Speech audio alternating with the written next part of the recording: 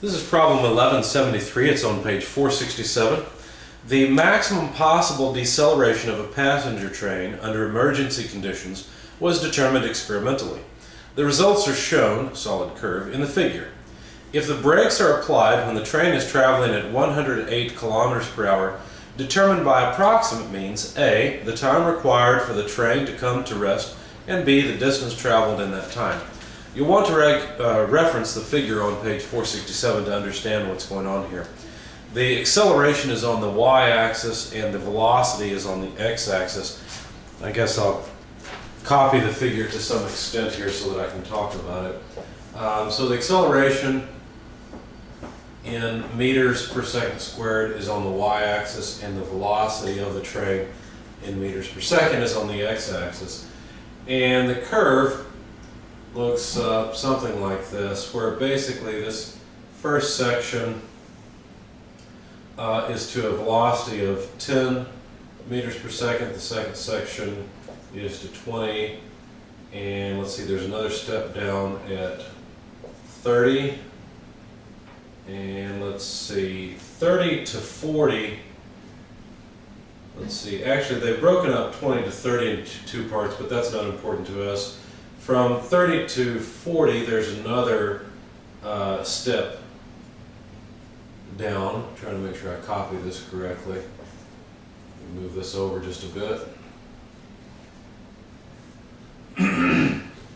And then from 40 to 50 and on, it looks like that the line's just constant. But they give us a line in here of 50 or so.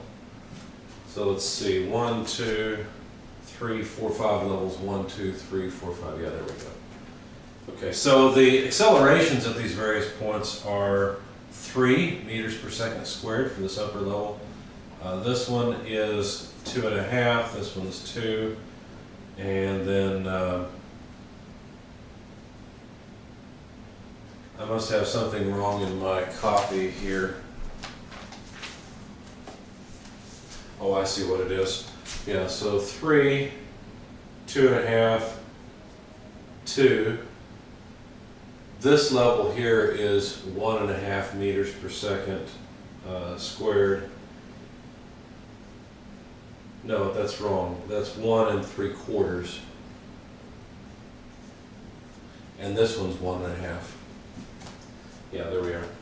Okay, so now we've got the figure. But we're supposed to find, oh, by the way, the velocity begins V0 at 108 kilometers per hour, and the final velocity is, of course, 0, because it's going to come to rest. But we're supposed to find A, the amount of time that it takes for this to happen, and B, the distance that the train travels in that time. Now, this is by approximate means. This will not be exact, because we've got a figure here where we're approximating the curve with constants for the acceleration. Okay, so to begin, let's convert our units, because we've got meters per second squared, meters per second here. Here we've got kilometers per hour. That's even convenient. Performing the conversion, you'll find is 30 meters per second, and you should practice that if you don't know how to do it. But it's just a unit conversion. It's pretty straightforward.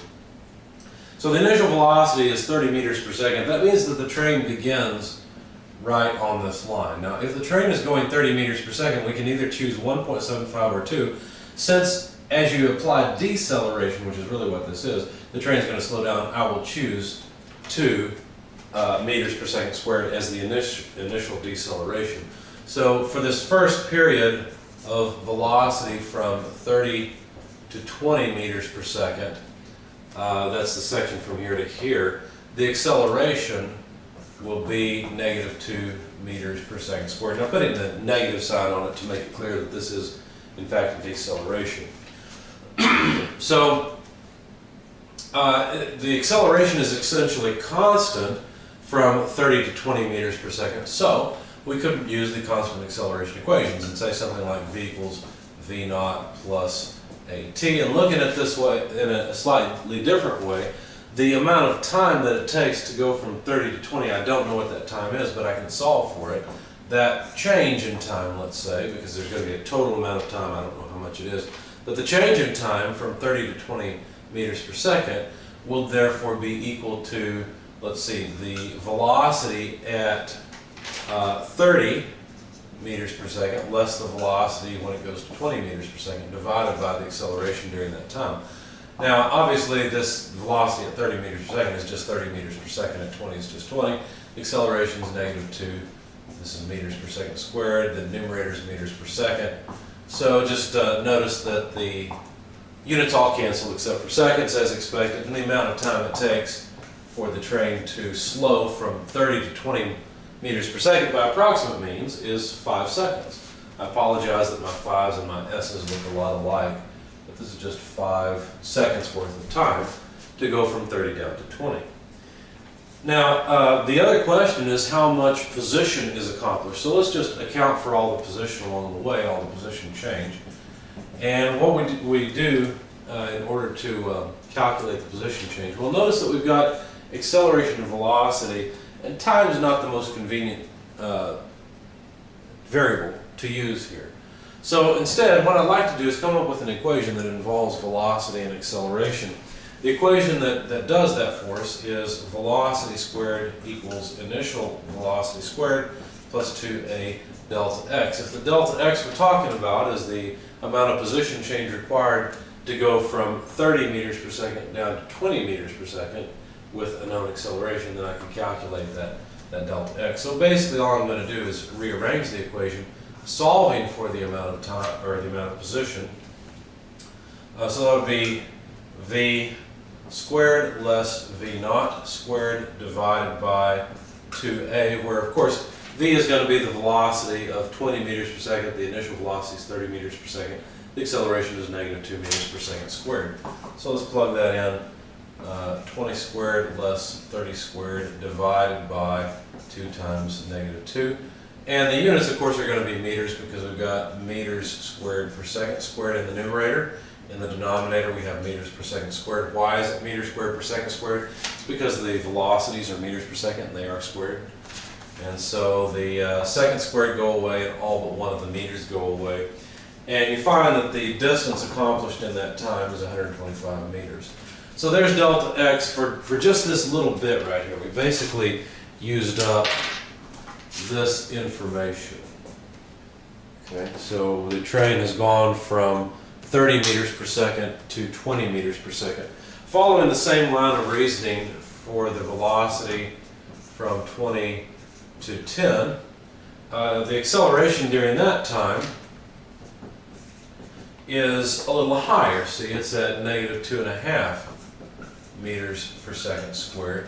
Now the only thing that really changes is the velocities and the acceleration. So we're going to reuse the exact same equations. So we'll reuse this equation essentially, but apply it to the time period where we go from 20 to 10 meters per second. And when you do that, the amount of time required, and you should try this on your own, but the amount of time required is 4 seconds. We're going to play the same game again with the delta x, but now of course we'll apply it to the time when the acceleration is -2.5 meters per second squared. The velocity changes from 20 down to 10, so the initial velocity will be 20 meters per second, which we square. The final velocity, 10 meters per second, which we square. And when you do that, you'll find that the change in position is 60 meters.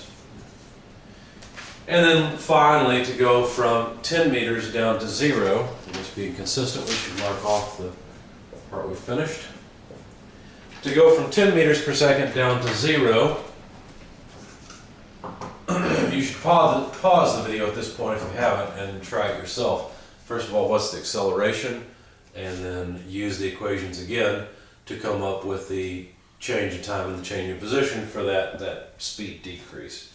So hopefully you've paused the video, and by now you're back and you're verifying your answers. The acceleration, of course, is -3 meters per second squared. Plugging that in, the amount of time and position change are 3.33 forever repeating seconds, and delta x 16.66 repeating meters. So basically, if we want to know the total amount of time it requires for the train to go from 30 meters per second down to 0, we just add up all the individual times. So 5 seconds plus 4 seconds plus 3.33. Pardon me. So the total time to answer the question is just 12.33 repeating seconds. Part B, the total position change would just be the sum of all these, 125 plus 60 plus 16.66, and that comes out to 201.66 repeating meters. So that's how long it takes for the train to slow down and how far the train moves as it's slowing down.